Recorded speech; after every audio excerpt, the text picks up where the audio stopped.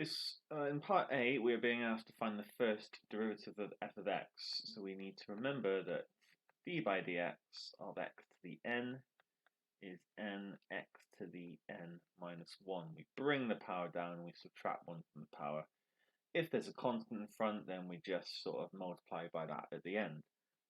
So for part A, f dash x is going to equal 18 because we're going to bring the 3 down, times 3 by 6, 18x, and then we're going to reduce the power by 1 to give us a squared. And then for the 5, that just becomes minus 5. This one's a special case. It's just when you have your gradient of y equals mx plus c, the gradient is just m. So for minus 5x, the gradient is just minus 5.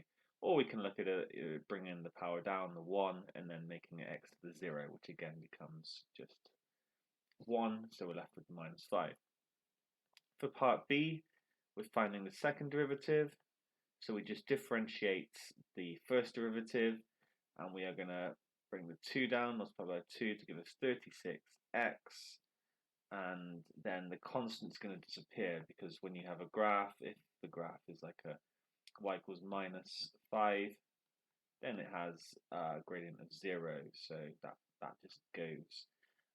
Okay, so the question actually asked for f double dash of 2, so that's asking for the second derivative when x is 2, so we just substitute 2 in, and that gives us 72.